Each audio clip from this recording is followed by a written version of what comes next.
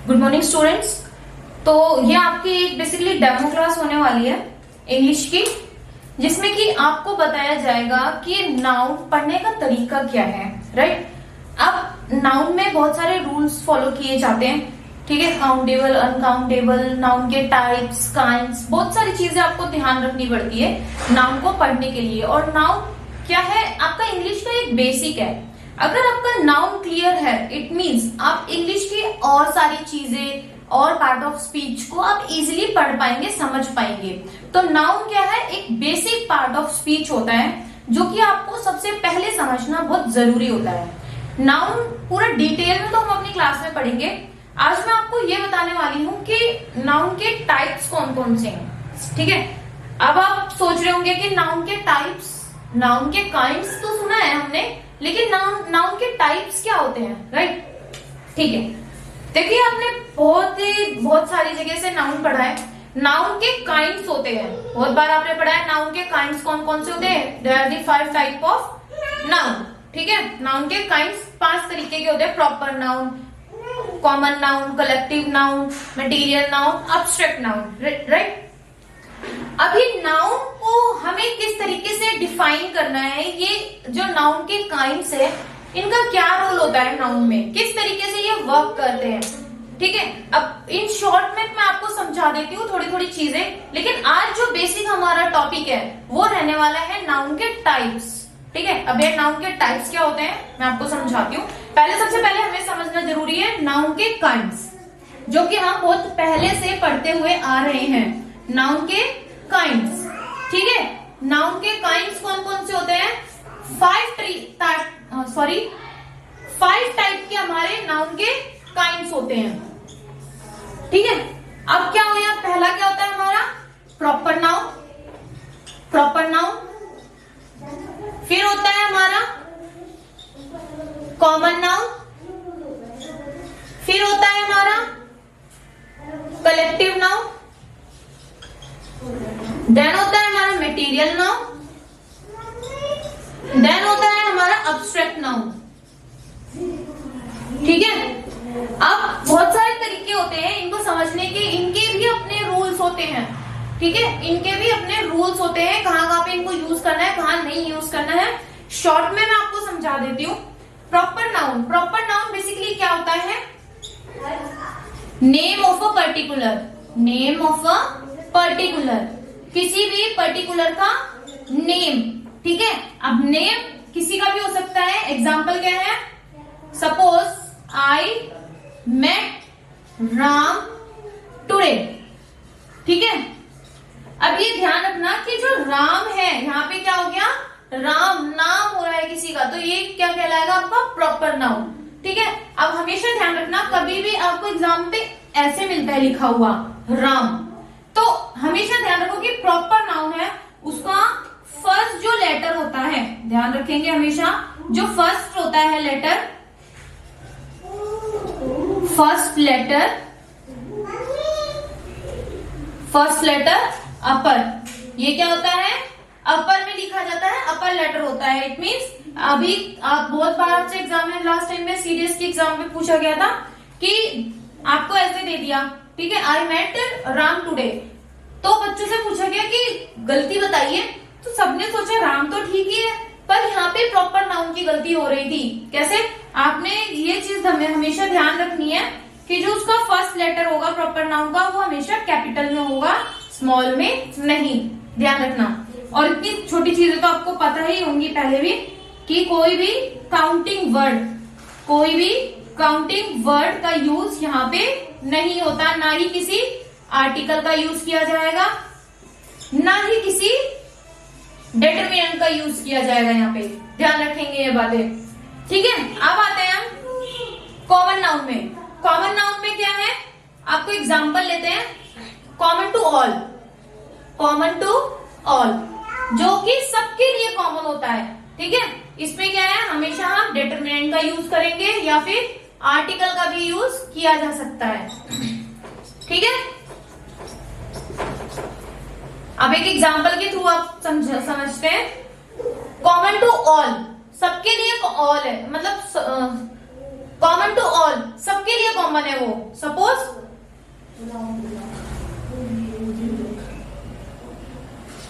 I met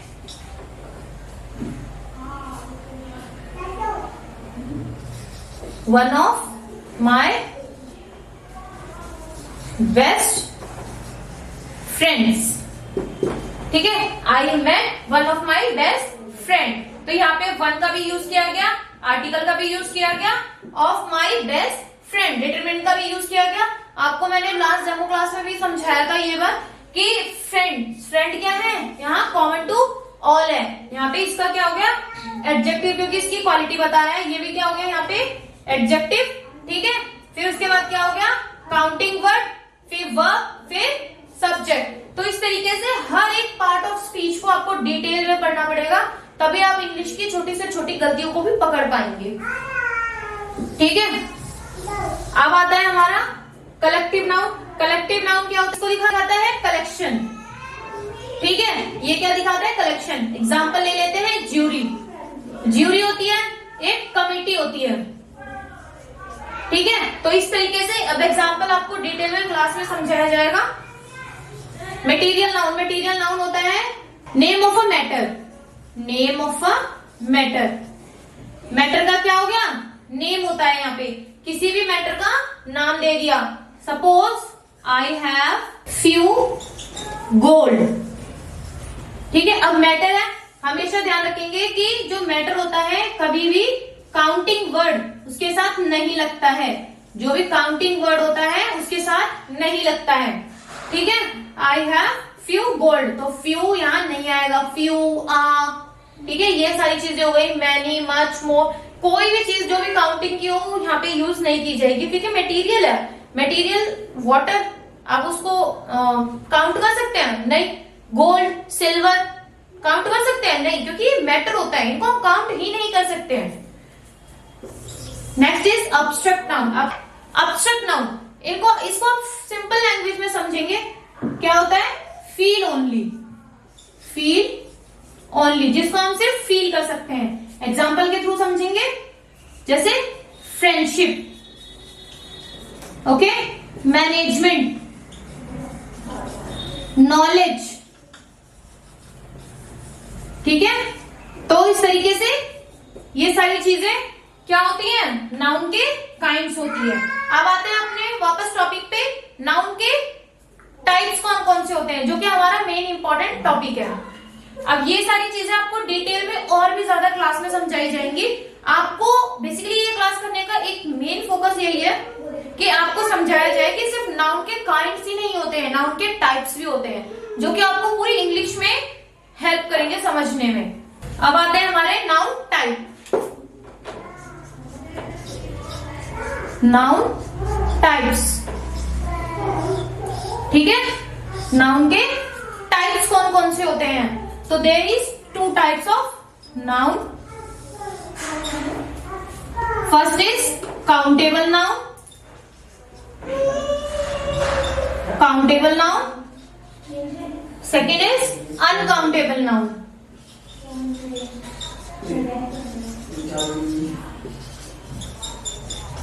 second क्या है uncountable noun. पहला क्या होता है काउंटेबल नाउन। अब काउंटेबल नाउन को हम समझेंगे। काउंटेबल नाउन बहुत आपको पता ही है, काउंटेबल नाउन के बारे में आपको पता ही है कि countable can be counted, can be counted. इनको हम क्या कर सकते हैं काउंट कर सकते हैं। जैसे कि होता है ना 1 2, ठीक है, ये 10 11, इनको हम काउंट कर सकते हैं। दूसरी जगह पे आते हैं can't be counted, can't be counted, इनको हम काउंट नहीं कर सकते हैं। जैसे 1 2 3 ये हमारी इंफिनिटी तक होते हैं, उनको हम काउंट नहीं कर सकते, तो वो किस में आते हैं अनकाउंटेबल नाउन में आते हैं। अब काउंटेबल नाउन ध्यान रखेंगे, एक और चीज इंपॉर्टेंट है, काउंटेबल नाउन का सिंगुलर और प्लूरल दोनों ही पॉसिबल होते हैं। ठीक है, काउंटेबल नाउन अगर सिंगुलर में तो प्लूरल में भी बदला जा सकता है, प्लूरल में है तो सिंगुलर में भी चेंज किया जा सकता है वो। ठीक है, but on the other side uncountable noun can't be change. Singular और प्लूरल इनका कुछ भी पॉसिबल नहीं है, हमेशा हम इसको क्या मान के चलेंगे सिंगुलर। सिंगुलर मान के चलते हैं, हमेशा अनकाउंटेबल नाउन को सिंगुलर नाउन की तरह काउंट करके चलेंगे, तो आगे जो हमारी वर्ब्स का यूज होगा वो भी हमारा पोजेशन वर्ड्स हो गया या फिर वर्ब्स का यूज होता है वो हमेशा सिंगुलर मान के यूज किया जाएगा। इस बात का ध्यान रखेंगे आप। अब आता है हमारा अनकाउंटेबल नाउन के बारे में, जो कि इंपॉर्टेंट है, कि बहुत बार दिक्कत करता है बच्चों को समझने में, तो इसलिए इसको समझना बहुत जरूरी है, क्योंकि ये बहुत प्रॉब्लम करेगा अगर आपने अभी नहीं समझा इसे। तो अनकाउंटेबल नाउन है, पहली चीज इंपॉर्टेंट यही है, मैंने जैसे कि अभी आपको बताया, कांट बी काउंटेड, हम इसको काउंट नहीं कर सकते हैं। 1 से लेकर सपोज इंफिनिटी तक होता है, इसे हम काउंट नहीं कर सकते हैं। दूसरी चीज क्या है इंपॉर्टेंट, इसमें ध्यान देने वाली बात होती है, अभी मैंने आपको बताया कि काउंटेबल नाउन को हम क्या कर सकते हैं, सिंगुलर प्लूरल कुछ भी नहीं होता, हमेशा सिंगुलर मान के इसको यूज किया जाता है। तो हमेशा ये कैसे यूज किया जाएगा, सिंगुलर मानकर, सिंगुलर मान के यूज किया जाएगा। तो इसके बाद आने वाला पोजेसिव वर्ड या फिर कोई भी वर्ब्स, ठीक है, वो हमेशा किस में काउंट होंगी, सिंगुलर में, हमेशा किस में काउंट होंगी, सिंगुलर में, ध्यान रखेंगे ये बात। अब आता है बहुत सारी जगह होती है कि क्या मैम हम अनकाउंटेबल नाउन को काउंटेबल में चेंज नहीं कर सकते, बिल्कुल कर सकते हैं, लेकिन यहाँ पे क्या होते हैं, कुछ रूल्स एंड रेगुलेशंस होते हैं। अनकाउंटेबल नाउन को हमें अगर काउंटेबल में चेंज करना है तो उसमें कुछ चीजें हमें ऐड करनी पड़ती है। सपोज अनकाउंटेबल नाउन को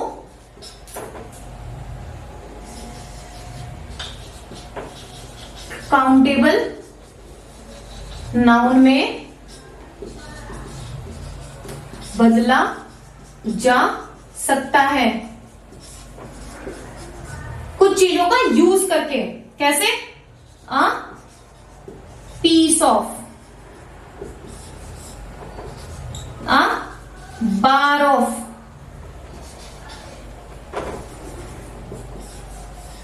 ठीक है, आइटम ऑफ, ठीक है। तो इन सब चीजों का यूज करके यहां पे क्या आएगा आपका, uncountable noun.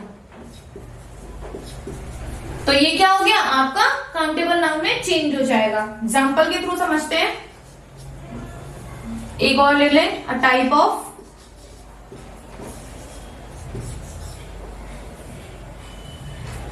Example, a piece of paper, a piece of paper. तो क्या लिया हमने, पेपर क्या हो गया, अनकाउंटेबल नाउन, लेकिन यहाँ पे हमने क्या कर दिया, पीस का यूज कर दिया, तो अ पीस ऑफ का यूज कर दिया, तो ये क्या बन गया हमारा, काउंटेबल बन गया। ओके, आगे समझते हैं।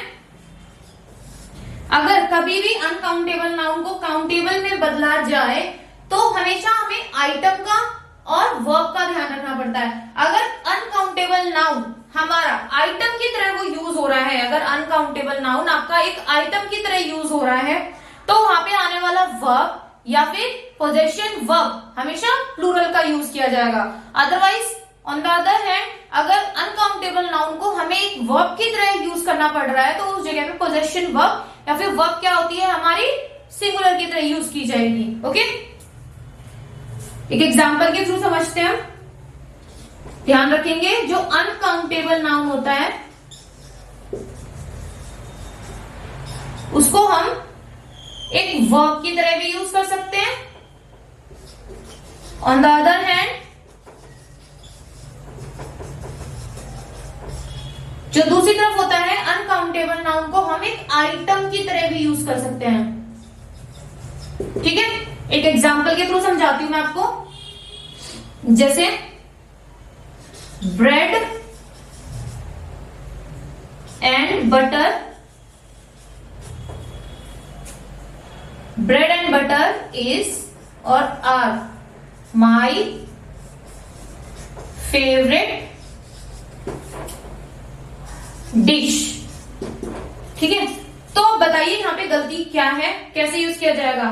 ब्रेड एंड बटर इज और आर माई फेवरेट डिश, तो ये क्या है, मेरी फेवरेट डिश है। तो डिश तो एक ही होती है ना, तो उसको हम यहाँ पे क्या मान के चलेंगे, एक वर्ब की तरह काउंट करके चल रहे हैं। तो यहाँ पे क्या आएगा, सिंगुलर वर्ब की तरह यूज करेंगे, तो सिंगुलर की तरह सिंगुलर पोजेशन वर्ब यूज होगा।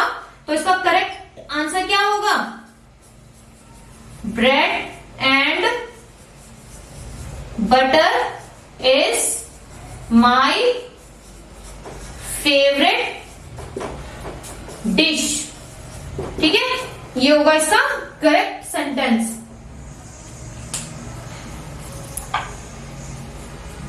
उसी तरह ध्यान देंगे, अगर हम अनकाउंटेबल नाउन को एक आइटम की तरह यूज करके चलते हैं, ठीक है, जैसे कि इसी का एग्जांपल ले लेते हैं,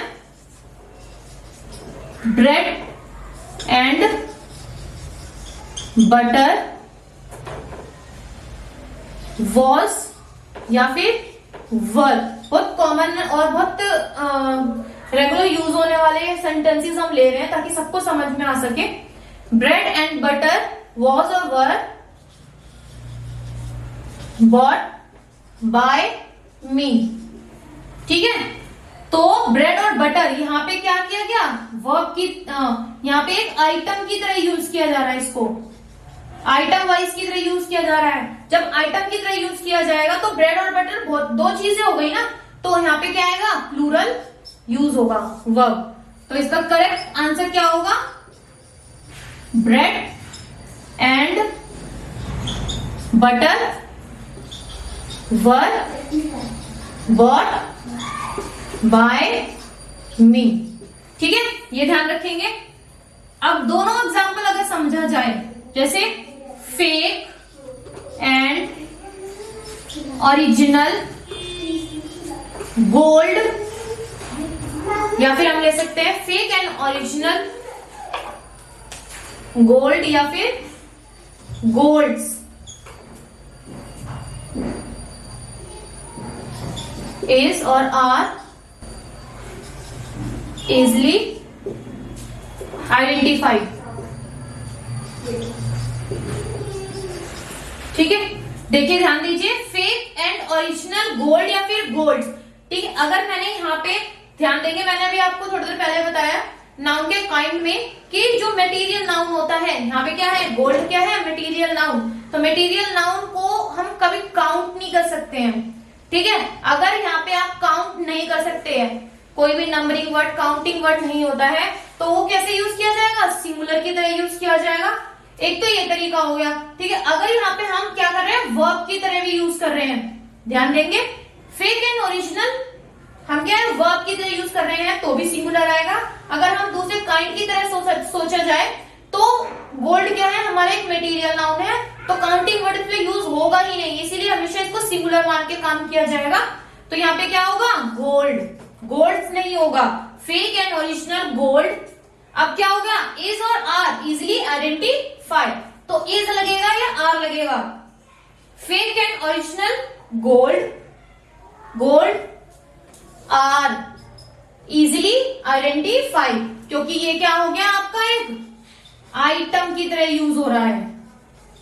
ठीक है, तो fake and original gold are easily identified, ये हो गया आपका करेक्ट सेंटेंस। दूसरा लेते हैं, अब आता है अनकाउंटेबल नाउन है। ठीक है, अनकाउंटेबल नाउन, अब कौन कौन से अभी मैंने काइंड पढ़ाए हैं आपको, तो ध्यान देंगे, जो हमारा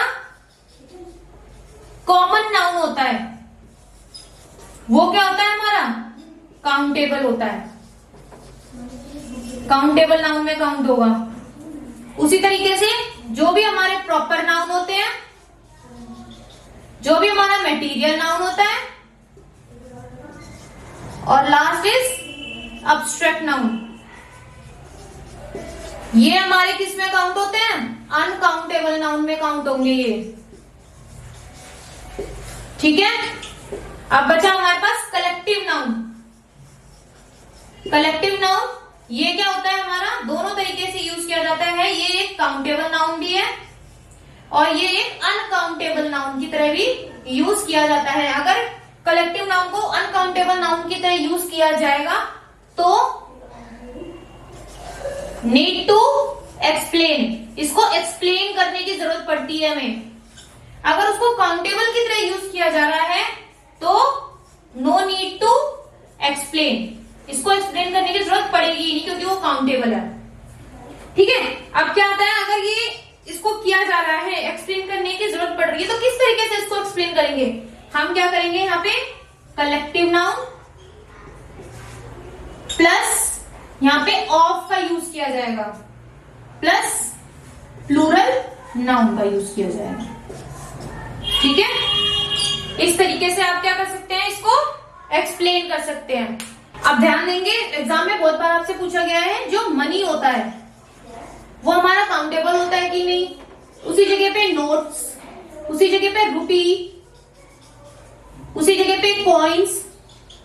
तो ध्यान देंगे जो मनी होता है वो हमारा एक अनकाउंटेबल नाउन होता है, बाकी सारे हमारे काउंटेबल नाउन होते हैं। ये एग्जाम पे पूछा गया है इसलिए मैंने आपको स्पेशली ये बता दिया है कि कौन सा काउंटेबल होता है कौन सा अनकाउंटेबल होता है, तो इसको ध्यान रखेंगे।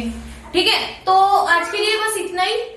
इस क्लास का मतलब, इस क्लास का मोटिव बस इतना ही है, उन लोगों को समझाना नहीं है जिनको पहले से आता है। ठीक है, वो तो समझेंगी, लेकिन जो दूसरे बच्चे हैं जो जीरो से स्टार्ट कर रहे हैं, जिन्हें कुछ भी नहीं आता, जिन्होंने अभी अभी पढ़ना शुरू ही किया है इंग्लिश को और डीपली इंग्लिश को समझना चाहते हैं, ये बेसिकली उन बच्चों के लिए क्लास थी। डेमो था कि आपकी और हमारी जर्नी क्लास में कैसे रहने वाली है, हम चीजों को किस तरीके से, किस पैटर्न से सीखेंगे। ठीक है, तो ये चीजें उन लोगों के लिए हैं। और अगर एक बात मैं आप लोगों को और बताना चाहूंगी कि कभी भी आप टीचर के पास जाते हैं तो हमेशा जो अपने ज्ञान का घड़ा है उसे हमेशा खाली करके आइए, क्योंकि बहुत कुछ आता होगा बच्चों को, बहुत इंटेलिजेंट बच्चे हैं, उन्होंने कहीं से भी बहुत कुछ सीख रखा है, बहुत सारी जगह से। लेकिन आप किसी टीचर के पास जा रहे हैं तो इट मीन्स वो टीचर आपको कुछ बताना चाह रहा है, और अगर आप वो तभी समझ पाएंगे जब आप अपने ज्ञान का घड़ा खाली करके आएंगे। अगर आपको पहले से ही वो सारी चीजें आती हैं तो शांत बैठिए, जिन्हें नहीं आती है उन्हें समझने दीजिए। ओके, और जिन्हें पहले से आती है अच्छी बात है, आपका रिवाइज हो जाएगा। लेकिन आप अगर अपने ज्ञान का घड़ा भर के आएंगे तो जितना आपको आता है आप उतना ही उसी पे ही रह जाएंगे, आपको नई चीजें सीखने को मिलेंगी ही नहीं। आपको सामने वाला बता भी रहा होगा टीचर, तभी भी आप उसको एक्सेप्ट नहीं करेंगे। ठीक है, तो कभी भी टीचर के पास आइए तो अज्ञानी बनकर आइए। ओके, तो मेरे हिसाब से आपको ये सब कुछ समझ में आ गया होगा, समझ गए होंगे आप कि कैसे क्लास में हम और आप एक साथ जर्नी को स्टार्ट करेंगे। तो आज के लिए इतना ही, थैंक यू।